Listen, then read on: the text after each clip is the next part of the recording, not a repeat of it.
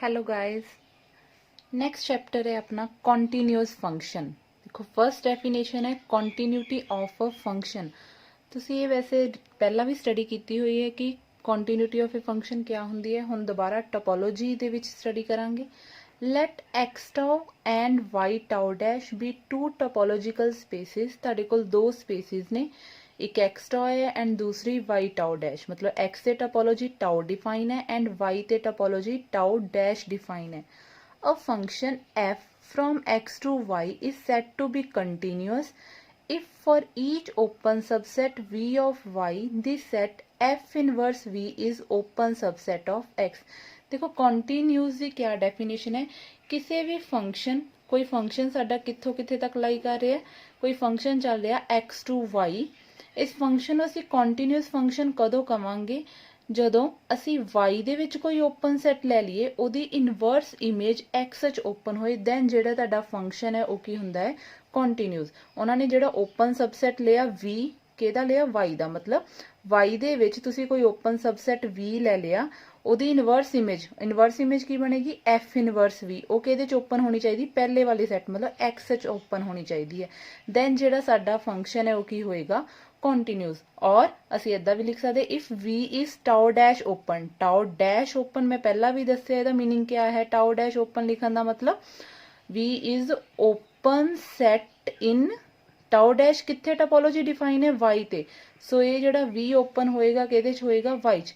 if v is tau dash open then f inverse v ਕੀ ਹੋਣੀ ਚਾਹੀਦੀ ਹੈ ਤੁਹਾਡੀ tau open ਹੋਣੀ ਚਾਹੀਦੀ ਹੈ। ਠੀਕ, सो इस कंडीशन ਦੇ ਨਾਲ ਹੀ ਸਾਡੇ ਕੋਲ ਜਿਹੜਾ ਫੰਕਸ਼ਨ ਹੋ ਜਾਏਗਾ ਉਹ ਕੀ ਹੋਏਗਾ ਕੰਟੀਨਿਊਅਸ ਫੰਕਸ਼ਨ ਹੋਏਗਾ। ਠੀਕ, ਥਿਓਰਮ ਫਰਸਟ ਹੈ ਸਾਡੀ let x tau x and y tau y be two topological spaces and f from x to y be a mapping। ਤੁਹਾਨੂੰ ਦੋ ਟੋਪੋਲੋਜੀਕਲ ਸਪੇਸ ਦਿੱਤੀਆਂ, x ਤੇ ਟੋਪੋਲੋਜੀ tau x ਡਿਫਾਈਨ ਹੈ, y ਤੇ topology tau y define ਹੈ। Function साडे कोल कोई मैपिंग दिती हुई है F G X to Y चल रही है। Let beta be a basis for tau Y. Beta सानू क्या दिता होया बेसिस, केदा बेसिस दिता होया टाउ वाई दा बेसिस दिता होया सैकेंड वाली टोपोलॉजी दा। then f is continuous if and only if the inverse image of each member of beta is an open set in x tau x। देखो ਸਾਨੂੰ ਕੋਈ ਮੈਪਿੰਗ ਦਿੱਤੀ ਹੋਈ ਹੈ, ਸਾਨੂੰ ਇੱਕ ਬੀਟਾ ਬੇਸ ਦਿੱਤਾ ਹੋਇਆ, ਟਾਉ ਵਾਈ ਦਾ ਬੇਸ ਦਿੱਤਾ ਹੋਇਆ। ਤੁਸੀਂ ਪ੍ਰੂਫ ਕੀ ਕਰਨਾ, ਇਹ ਜਿਹੜੀ ਮੈਪਿੰਗ ਹੈ ਕੰਟੀਨਿਊਸ ਹੋਏਗੀ। ਕਦੋਂ ਕੰਟੀਨਿਊਸ ਹੋਏਗੀ, ਜਦੋਂ ਇਨਵਰਸ ਇਮੇਜ, ਕਿਹਦੀ ਇਨਵਰਸ ਇਮੇਜ ਲੈਣੀ ਹੈ ਈਚ ਮੈਂਬਰ ਆਫ ਬੀਟਾ। ਤੁਸੀਂ ਜਿਹੜਾ ਬੀਟਾ ਦਿੱਤਾ ਹੋਇਆ ਇਹਦੇ ਮੈਂਬਰਸ ਦੀ ਕੀ ਲੈ ਲੈਣੀ ਇਨਵਰਸ ਇਮੇਜ। ਸੇ ਬੀਟਾ ਦੇ ਮੈਂਬਰ ਹੈ ਬੀ ਟਾਈਪ, ਇਹਨਾਂ ਸਾਰਿਆਂ ਦੀ ਇਨਵਰਸ ਇਮੇਜ ਕਿਆ ਹੋਏਗੀ ਐਫ ਇਨਵਰਸ ਬੀ। ਤੁਸੀਂ ਪ੍ਰੂਫ ਕਰਨਾ ਜਿਹੜੀ f ਇਨਵਰਸ b ਹੈ ਉਹ ਓਪਨ ਸੈਟ ਹੋਣਾ ਚਾਹੀਦਾ ਵਾ x ਦੇ ਵਿੱਚ। ਮਤਲਬ ਬੀਟਾ ਇਹਦਾ ਇਸ ਜਿਹੜੀ y ਤੇ ਟੋਪੋਲੋਜੀ ਡਿਫਾਈਨ ਉਹਦਾ ਬੇਸ ਗਿਵਨ ਹੈ। ਇਸ ਬੀਟਾ ਵਿੱਚੋਂ ਤੁਸੀਂ ਜਿੰਨੇ ਵੀ ਮੈਂਬਰ ਲੈਣੇ ਆ ਉਹਦੀ ਇਨਵਰਸ ਇਮੇਜ ਤੁਹਾਡੇ ਕੋਲ ਕਿਹ ਓਪਨ ਹੋਣੀ ਚਾਹੀਦੀ ਹੈ x ਵਿੱਚ ਓਪਨ ਹੋਣੀ ਚਾਹੀਦੀ ਹੈ। ਠੀਕ, ਇਹ ਚੀਜ਼ ਪ੍ਰੂਫ ਕਰਨੀ। ਦੈਨ ਸਾਡੇ ਕੋਲ ਜਿਹੜਾ ਫੰਕਸ਼ਨ ਹੋਏਗਾ ਕੰਟੀਨਿਊਸ। ਅਗਰ f ਕੰਟੀਨਿਊਸ ਹੈ ਦੈਨ ਆਹ ਵਾਲੀ ਕੰਡੀਸ਼ਨ ਹੋਲਡ ਕਰਦੀ ਹੈ, अगर ये वाली कंडीशन होल्ड करिए दैन एफ कंटीन्यूस है। इफ एंड ओनली इफ है मतलब दोनों पार्ट्स असी प्रूफ करांगे ਇਹਦੇ ਵਿੱਚ। सो आओ प्रूफ करिए। प्रूफ फर्स्ट असी लेके चलांगे let F from X to Y be a continuous function. First असी लेके चले ਜਿਹੜੀ ਇਹ मैपिंग है ये असी की लेके चल पे कंटीन्यूअस लेके चल पे। हुण असी आह वाली ਜਿਹੜੀ कंडीशन है प्रूफ करांगे। ठीक, ਹੁਣ ਆਲਸੋ ਸਾਨੂੰ ਗਿਵਨ ਕੀ ਦਿੱਤਾ ਹੋਇਆ and let B belongs to beta B any member, ਤੇ ਅਸੀਂ ਬੀ ਜਿਹੜਾ ਕਿਹਦੇ ਚੋਂ ਲੈ ਲਿਆ ਬੇਸ ਚੋਂ। ਠੀਕ ਹੈ, ਬੀਟਾ ਕਿਹਦਾ ਬੇਸ ਸੀਗਾ, ਬੀਟਾ ਇਜ਼ ਆਲਸੋ ਸਾਨੂੰ ਗਿਵਨ ਸੀਗਾ ਬੀਟਾ ਇਜ਼ ਬੇਸਿਸ ਫॉर ਟਾਉ ਵਾਈ। ਅਗਰ ਇਹ ਟਾਉ ਵਾਈ ਦਾ ਬੇਸ ਹੈ ਤਾਂ ਆਪਾਂ ਨੇ ਪਹਿਲਾਂ ਡੈਫੀਨੇਸ਼ਨ ਕੀਤੀ ਹੋਈ basis the. This implies beta की हो जाएगा सबसेट होएगा टाउ वाई दा। अगर बीटा सबसेट टाउ वाई है देयरफॉर असी जेकर बी बीटा चो लेने हैं, बीटा अगे सबसेट है टाउ वाई दा। दिस इंप्लाइज फिर बी कादे विच चला गया साडे कोल टाउ वाई दे विच, B belongs to tau Y. और इहदा मतलब मैं तुहानू दस्सिया अगर B belongs to tau Y दा मतलब की है दैन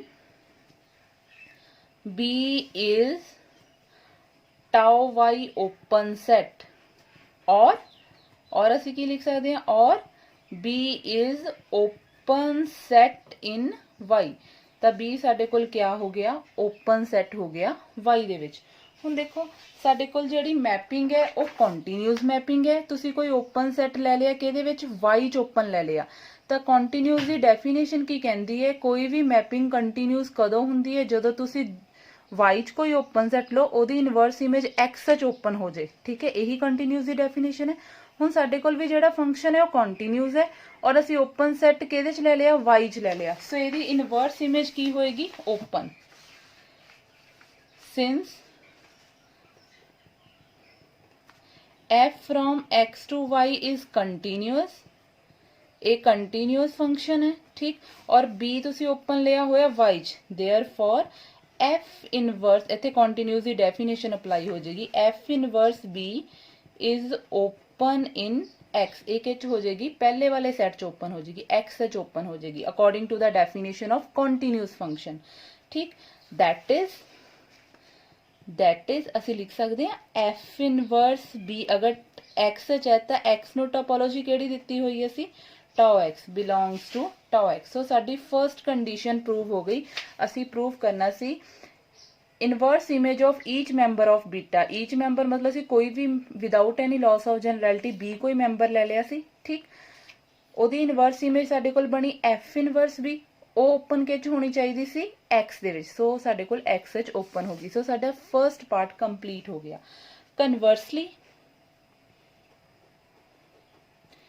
ਕਨਵਰਸਲੀ ਅਸੀਂ ਹੁਣ ਕੀ ਲੈਣਾ ਹੁਣ ਕੰਡੀਸ਼ਨ ਅਸੀਂ ਗਿਵਨ ਲੈ ਕੇ ਚੱਲਣੀ ਲੈਟ ਇਨਵਰਸ ਜੋ ਅਸੀਂ ਪ੍ਰੂਵ ਕੀਤਾ ਹੁਣ ਅਸੀਂ ਗਿਵਨ ਲੈ ਕੇ ਚੱਲਣਾ let inverse image of ਈਚ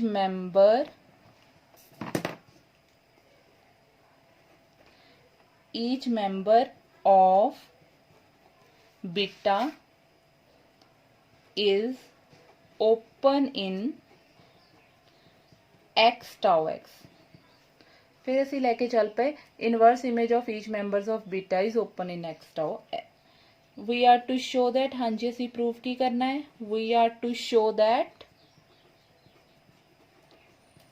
f is a continuous function ਅਸੀਂ f ਨੂੰ ਪ੍ਰੂਵ ਕਰਨਾ ਹੈ ਕਿ ਜਿਹੜਾ f ਹੈ ਉਹ ਸਾਡੇ ਕੋਲ ਕੀ ਹੈ ਕੰਟੀਨਿਊਸ ਫੰਕਸ਼ਨ ਹੈ।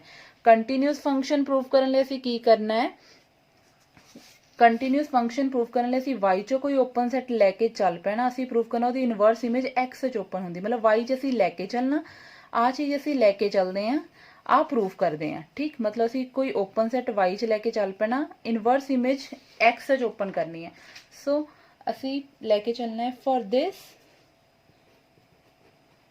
for this let ਅਸੀਂ ਲੈ ਕੇ ਚੱਲ ਪਏ v be an open set in y ਅਸੀਂ v ਕੋਈ open set ਲੈ ਕੇ ਚੱਲ ਪਏ y that is v ਕਿਹਦੇ ਚਲਾ ਗਿਆ tau y ਕਿਉਂਕਿ y ਤੇ ਟੋਪੋਲੋਜੀ ਡਿਫਾਈਨ ਹੈ tau y ਔਰ ਅਸੀਂ ਇਹ ਵੀ ਲਿਖਿਆ ਸੀ every member of tau can be represented as a union of member of its bases ਹੁਣ v tau y ਚ ਹੈ और tau y ਦਾ base ਕੌਣ ਹੈ tau y the and beta is a basis for tau y ਫਿਰ ਅਸੀਂ tau y ਦੇ member ਮਤਲਬ v ਨੂੰ ਲਿਖ ਸਕਦੇ ਹਾਂ union of member of beta where b alpha belongs to beta for all alpha belongs to index set ਇਹ ਅਸੀਂ ਪਹਿਲਾਂ ਹੀ ਪੜਿਆ ਹੋਇਆ ਕਿ every member of tau can be represented as a union of member of beta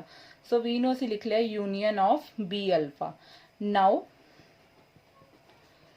for each b alpha belongs to beta ਹੁਣ ਹਰੇਕ ਜਿਹੜਾ b alpha ਉਹ ਕਿਹਦੇ ਚੋਂ ਹੈ beta ਚ ਦੇਖੋ ਅਸੀਂ ਪ੍ਰੂਫ ਕੀ ਕਰਨਾ ਹੈ ਅਸੀਂ f ਨੂੰ ਕੰਟੀਨਿਊਸ ਪ੍ਰੂਫ ਕਰਨਾ ਕੰਟੀਨਿਊਸਲੀ ਅਸੀਂ ਕੋਈ ਓਪਨ ਸੈਟ ਲੈ ਕੇ ਚੱਲ ਪਏ v ਤਾਂ ਓਪਨ ਸੈਟ ਹੋ ਗਿਆ ਟੂ ਪ੍ਰੂਫ ਹੁਣ ਇੱਥੇ ਅਸੀਂ ਪ੍ਰੂਫ ਕੀ ਕਰਨਾ ਚਾਹੁੰਦੇ ਕਿ f ਇਨਵਰਸ v ਜਿਹੜਾ ਹੈ ਉਹ ਓਪਨ ਹੋਣਾ ਚਾਹੀਦਾ ਹੈ ਕਿਹਦੇ ਵਿੱਚ x ਵਿੱਚ ਓਪਨ ਕਰਨਾ ਸੀ ਠੀਕ ਹੈ f ਇਨਵਰਸ v ਨੂੰ ਅਸੀਂ ਕਾਹਦੇ ਚ ਓਪਨ ਕਰਨਾ x ਵਿੱਚ ਹੁਣ F ਇਨਵਰਸ V ਦੇ ਲਈ ਆ ਸਾਰਾ ਕੁਝ ਕਰ ਰਹੇ ਆ, ਠੀਕ।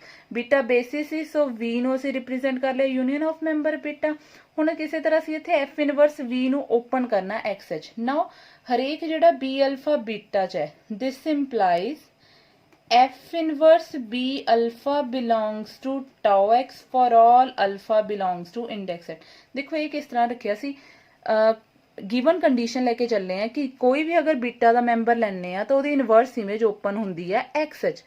ਹੁਣ B alpha बीटा ਦਾ ਮੈਂਬਰ ਸੀ, ਫਿਰ ਇਹਦੀ ਇਨਵਰਸ ਇਮੇਜ ਕਿਹ ਓਪਨ ਹੋ ਗਈ XH। मतलब ਜੇ XH ओपन हो गई तो F इनवर्स B alpha ਕਿਹਨੂੰ ਬਿਲੋਂਗ ਕਰ ਗਿਆ, tau x ਨੂੰ। This implies union alpha belongs to index set F inverse B alpha belongs to tau x, क्योंकि tau टोपोलॉजी है, because tau x is topology. और टोपोलॉजी दी last condition कहती है कि आर्बिट्ररी यूनियन भी किहदे च जांदी है, tau x च जांदी है। देयरफॉर अगर ये tau x चा तो इन्हां दी यूनियन भी काहदे च होएगी, tau x च होएगी। दिस इंप्लाइज यूनियन तो बाहर निकाल ली F इनवर्स, यूनियन अंदर चला जाएगा alpha B alpha belongs to tau X. और ਇਹਦੀ यूनियन ਦਾ ਨਾਮ ਕੀ ਹੈ, ਇਹਦੀ यूनियन ਦਾ ਨਾਮ ਅਸੀਂ ਲਿਖਿਆ ਹੋਇਆ V। Union of B alpha is V belongs to tau x। This implies F inverse V is open in X। देखो ਅਸੀਂ ਇਹੀ ਪ੍ਰੂਵ ਕਰਨਾ ਸੀ, ਅਸੀਂ V ਕੋਈ ਓਪਨ ਸੈਟ Y ਚ ਲੈ ਕੇ ਚੱਲੇ ਸੀ, ठीक है। अगर Y च लैके चले ਉਹਦੀ ਇਨਵਰਸ ਇਮੇਜ ਅਸੀਂ ਕਿਹ ਚ ਓਪਨ ਕਰਨੀ ਸੀ, X ਚ। अगर ਉਹਦੀ ਇਨਵਰਸ ਇਮੇਜ X ਚ ਓਪਨ ਹੋ ਜਾਂਦੀ ਤਾਂ ਸਾਡਾ ਫੰਕਸ਼ਨ ਕੀ ਹੋ ਜਾਣਾ ਸੀ, ਕੰਟੀਨਿਊਸ। देयरफॉर हैंस ਸਾਡੇ ਕੋਲ ਕੀ ਆ ਗਿਆ, hence F from X to Y is continuous function। तो ਸਾਡਾ F from X to Y continuous function हो गया। ਹੁਣ ਇਹ ਗੱਲ याद रखनी है, अगर ਸਾਡੇ ਕੋਲ फंक्शन continuous है ਤਾਂ ਅਗਰ ਬੀਟਾ ਬੇਸ ਹੈ ਸਾਡੇ ਕੋਲ y ਦਾ ਟਾਓ y ਦਾ, ਦੈਨ ਉਹਦੀ ਇਨਵਰਸ ਇਮੇਜ ਕੀ ਹੋਣੀ ਹੈ, ਓਪਨ ਸੈਟ x ਚ ਹੋਣੀ ਹੈ, ਠੀਕ ਹੈ। ਇਹਦੇ ਨਾਲ ਸਾਡੀ ਇਹ ਵਾਲੀ ਥਿਊਰਮ ਕੰਪਲੀਟ ਹੋ ਗਈ। ਨੈਕਸਟ ਥਿਊਰਮ ਹੈ, let x tau y be two topological spaces, f from x to y be a mapping, S be a sub-basis for tau y, then f is continuous if and only if inverse image of each member of S is open set in x tau। देखो similar जिद्दां ਅਸੀਂ last first theorem ਕੀਤੀ ਹੈ, ਉਹਦੇ ਵਿੱਚ base ਦੀ ਗੱਲ ਕੀਤੀ ਸੀ, ਇਹਦੇ ਵਿੱਚ ਸਬ ਬੇਸਿਸ ਦੀ ਗੱਲ ਕੀਤੀ ਹੈ। ਦੋਨੋਂ ਥਿਊਰਮ ਸਿਮਿਲਰ ਹੀ ਹੈ, ਠੀਕ। ਜਾਂ ਥਿਊਰਮ ਇਸ ਤਰ੍ਹਾਂ ਵੀ ਆ ਸਕਦੀ ਹੈ, a map f from x tau x to y tau y is continuous if and only if f inverse s belongs to tau x। f inverse s belongs to tau x ਦਾ ਮਤਲਬ ਵੀ ਇਹੀ ਹੈ, inverse image of member of sub basis belongs to is open in x, ठीक है। ਤੁਸੀਂ ਦੋਨੋਂ theorem ਚੋਂ ਜਿਹੜੀ ਮਰਜ਼ੀ ਸਟੇਟਮੈਂਟ ਆ ਸਕਦੀ ਹੈ ਐਗਜ਼ਾਮ ਦੇ ਵਿੱਚ। ਕਰੀਏ ਪ੍ਰੂਫ। ਲੈਟ ਅਸੀਂ ਲੈ ਕੇ ਚੱਲ ਪਏ। ਲੈਟ ਹੁਣ ਸਬ ਬੇਸਿਸ ਡਿਫਾਈਨ ਕਰਨ ਲਈ ਸਭ ਤੋਂ ਪਹਿਲਾਂ ਬੇਸ ਡਿਫਾਈਨ ਕਰੀਏ। Let beta B a basis for, ਹੁਣ ਦੇਖੋ ਸਬ ਬੇਸ ਕਿਹਦਾ ਲਿਆ ਹੋਇਆ, ਟਾਓ ਵਾਈ ਦਾ ਲਿਆ ਹੋਇਆ, ਸੋ ਅਸੀਂ ਬੀਟਾ ਵੀ ਬੇਸਿਸ ਲੈ ਲਿਆ ਫॉर ਟਾਓ ਵਾਈ ਲੈ ਕੇ ਚੱਲ ਪਏ, ਠੀਕ। ਫਰਸਟਲੀ ਅਸੀਂ ਲੈ ਕੇ ਚੱਲਣਾ ਲੈਟ, ਫਰਸਟਲੀ ਅਸੀਂ ਲੈ ਕੇ ਚੱਲਾਂਗੇ ਕਿ f from x to y ਕੀ ਹੈ, ਕੰਟੀਨਿਊਸ ਫੰਕਸ਼ਨ ਹੈ, ਕੰਟੀਨਿਊਸ ਫੰਕਸ਼ਨ, ਠੀਕ ਹੈ। ਟੂ ਪ੍ਰੂਵ ਅਸੀਂ ਪ੍ਰੂਵ ਕਰਾਂਗੇ, ਆ ਚੀਜ਼ ਪ੍ਰੂਵ ਕਰਾਂਗੇ, inverse image of each member of s is open set in x, ਕਿ s ਦੇ ਮੈਂਬਰ ਦੀ ਜਿਹੜੀ ਇਨਵਰਸ ਇਮੇਜ ਉਹ x ਵਿੱਚ ਕੀ ਹੁੰਦੀ ਹੈ, ਓਪਨ ਹੁੰਦੀ ਹੈ। ਐਂਡ ਅਸੀਂ s ਦਾ ਸਬ ਬੇਸਿਸ ਦਾ ਕੋਈ ਮੈਂਬਰ s ਲੈ ਕੇ ਚੱਲ ਪਏ, बी एनी मैंबर, देखो जिदा लास्ट थ्योरम की सेम उस तरह करांगे, बी एनी मैंबर, ठीक। दैन हुण देखो सानू पता है जिहड़ा सब बेसिस है वो सबसैट हुंदा बेसिस दा, बेसिस सबसैट हुंदा अपनी टोपोलॉजी दा। इत्थे टोपोलॉजी केड़ी ते डिफाइन है, बेसिस टाउ वाई ते, which is a subset of tau y। s is a subset of beta, beta is a subset of tau y। this implies ਅਸੀਂ ਲਿਖ ਸਕਦੇ s is a subset of tau y, ठीक। जे S subset है tau Y ਦਾ ਤਾਂ ਜਿਹੜਾ member ਤੁਸੀਂ S ਚੋਂ ਲੈ ਕੇ ਚੱਲਨੇ, ਇਹਦਾ ਮਤਲਬ ਜਿਹੜਾ ਤੁਹਾਡਾ ਮੈਂਬਰ S ਆ ਉਹ ਕਿਹਨੂੰ ਬਿਲੋਂਗ ਕਰ ਗਿਆ, ਟਾउ वाई ਨੂੰ ਬਿਲੋਂਗ ਕਰ ਗਿਆ, ਠੀਕ। ਜੇ ਟਾउ वाई ਨੂੰ ਬਿਲੋਂਗ ਕਰ ਗਿਆ ਤਾਂ ਲਿਖ ਸਕਦੇ S is open set in Y। ਹੁਣ S ਸਾਡਾ ਓਪਨ ਹੋ ਗਿਆ Y ਚ, ਔਰ f from x to y ਅਸੀਂ ਕੀ ਲੈ ਕੇ ਚੱਲਨੇ ਆ, ਕੰਟੀਨਿਊਸ। ਕੰਟੀਨਿਊਸ ਦੀ ਡੈਫੀਨੇਸ਼ਨ ਅਪਲਾਈ ਹੋਏਗੀ। ਜਿਹੜਾ ਵੀ ਅਸੀਂ ਓਪਨ ਸੈਟ y ਚ ਲੈ ਕੇ ਚੱਲਦੇ ਉਹਦੀ ਇਨਵਰਸ ਇਮੇਜ ਕਿਹ ਚ ਓਪਨ ਹੁੰਦੀ ਹੈ x ਚ। ਹੁਣ S ਓਪਨ ਸੈਟ ਇਨ y ਹੈ and f from x to y is continuous function, therefore f inverse S is open in x, that is f inverse S belongs to tau x। ठीक है, ਅਸੀਂ first statement ਦੇ ਨਾਲ tau x ਔਰ tau y topology ਲੈ ਕੇ ਚੱਲ ਰਹੇ ਹਾਂ। tau x ਅਸੀਂ ਲਈ ਹੋਈ ਹੈ x ਤੇ, tau y ਅਸੀਂ ਲਈ ਹੋਈ ਹੈ y ਤੇ। ਠੀਕ, ਸੋ f ਇਨਵਰਸ ਬਿਲੋਂਗ ਕਰ ਗਿਆ tau y ਨੂੰ। ਅਸੀਂ ਇਹੀ ਪ੍ਰੂਵ ਕਰਨਾ ਸੀ f ਕੰਟੀਨਿਊਸ ਹੈ if and only if f inverse s belong ਕਰਨਾ ਚਾਹੀਦਾ ਸਾਡਾ tau x ਨਾਲ। ਸੋ ਸਾਡੀ ਫਰਸਟ ਸੌਰੀ ਇੱਥੇ tau x, ਸੋ ਸਾਡੀ ਫਰਸਟ ਕੰਡੀਸ਼ਨ ਤਾਂ ਪ੍ਰੂਫ ਹੋ ਗਈ।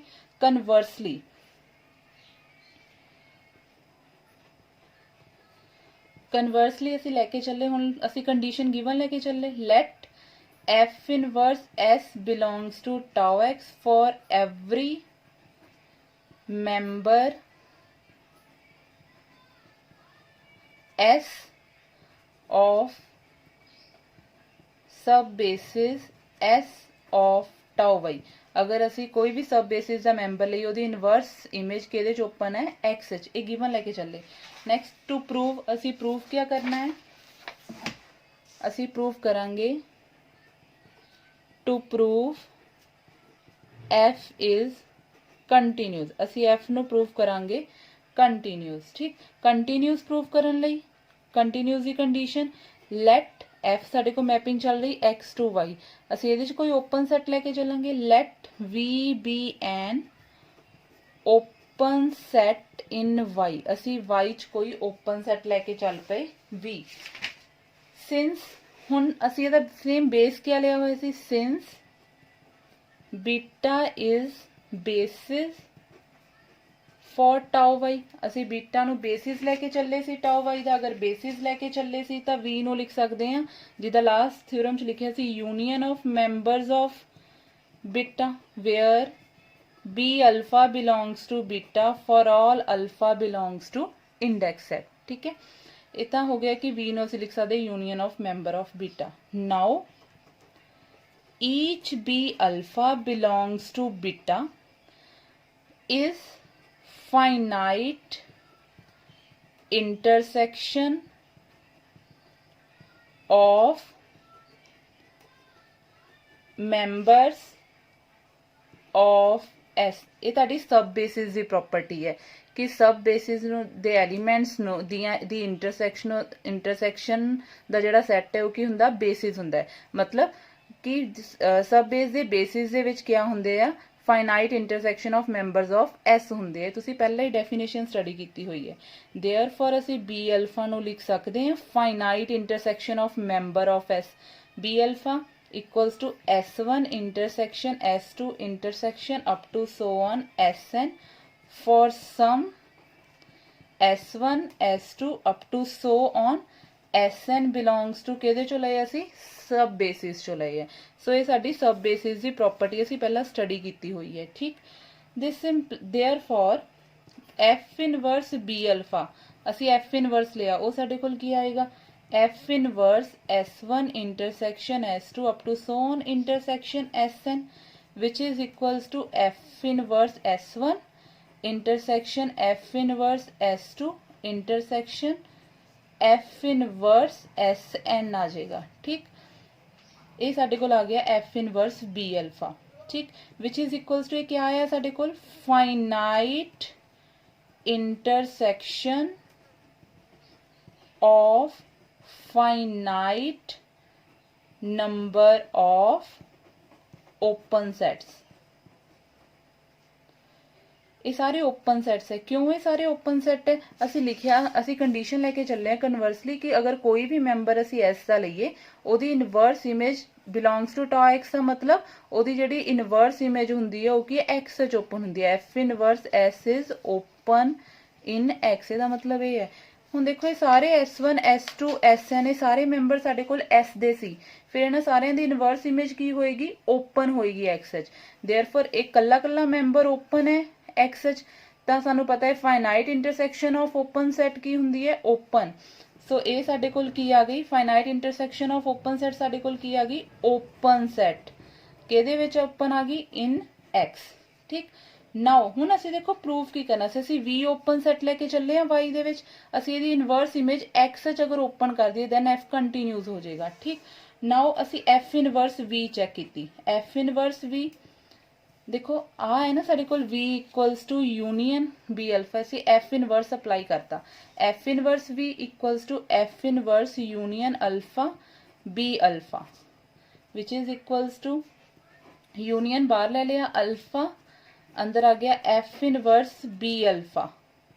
ਹੁਣ ਦੇਖੋ F ਇਨਵਰਸ B ਅਲਫਾ ਨੂੰ ਤੁਸੀਂ ਕੀ ਲਿਖਿਆ ਹੋਇਆ, open set in X, therefore ਸਾਡੇ ਕੋਲ ਆ ਕੀ ਆ ਗਿਆ, ਓਪਨ ਸੈਟ ਇਨ X। ਇਹ ਸਾਡੇ ਕੋਲ ਆਇਆ ਓਪਨ ਸੈਟ ਇਨ X। ਔਰ ਸਾਨੂੰ ਪਤਾ ਹੈ ਕਿ arbitrary union of open set ਵੀ ਕੀ ਹੁੰਦੀ ਹੈ, ਇਹ ਕੀ ਆ ਗਿਆ ਸਾਡੇ ਕੋਲ ਪੂਰਾ set, arbitrary union of open sets. Open set ਸੀ ਆਰਬਿਟਰੀ ਯੂਨੀਅਨ, ਉਹ ਕੀ ਹੁੰਦੀ ਹੈ, ਓਪਨ ਹੁੰਦੀ ਹੈ, open set in X। Therefore ਸਾਡੇ ਕੋਲ ਫਿਰ ਕੀ ਰਿਜ਼ਲਟ ਬਣਿਆ, ਦਿਸ ਇੰਪਲਾਈਜ਼ ਸਾਡੇ ਕੋਲ ਬਣਿਆ ਦੇਅਰਫੋਰ ਸਾਡੇ ਕੋਲ ਆਇਆ F inverse V is open in X, that is F inverse V belongs to tau X। Hence ਅਸੀਂ V ਲੈ ਕੇ ਚੱਲੇ ਸੀ Y ਚ ਓਪਨ, ਉਹਦੀ ਇਨਵਰਸ ਇਮੇਜ ਅਸੀਂ X ਚ ਓਪਨ ਕਰ ਦਿੱਤੀ, hence F from X to Y ਸਾਡੇ ਕੋਲ ਕੀ ਆ ਗਿਆ, ਕੰਟੀਨਿਊਅਸ ਫੰਕਸ਼ਨ। ਸੋ ਇਹ ਅਸੀਂ ਹੁਣ ਪ੍ਰੂਵ ਕਰ ਲਿਆ ਕਿ ਇਹ ਕੀ ਹੁੰਦਾ ਹੈ, ਕੰਟੀਨਿਊਅਸ ਫੰਕਸ਼ਨ ਹੁੰਦਾ ਹੈ। ਦੇਖੋ ਹੁਣ ਲਾਸਟ ਦੇ ਵਿੱਚ ਅਸੀਂ ਇਹੀ ਕੀਤਾ ਹੈ ਕਿ ਕੰਟੀਨਿਊਅਸ ਪ੍ਰੂਵ ਕਰਨ ਲਈ ਡੈਫੀਨੇਸ਼ਨ ਹੁੰਦੀ ਹੈ ਕਿ ਕੋਈ ਵੀ function f x to y continuous ਹੁੰਦਾ ਹੈ ਅਗਰ ਤੁਸੀਂ y ਦੇ ਵਿੱਚ ਕੋਈ ਓਪਨ ਸੈਟ ਲੈ ਲਓ, ਉਹਦੀ ਇਨਵਰਸ ਇਮੇਜ x ਚ ਓਪਨ ਹੋਏ। ਠੀਕ, ਇਹ ਡੈਫੀਨੇਸ਼ਨ ਯਾਦ ਰੱਖਣੀ ਹੈ। Okay, thank you students.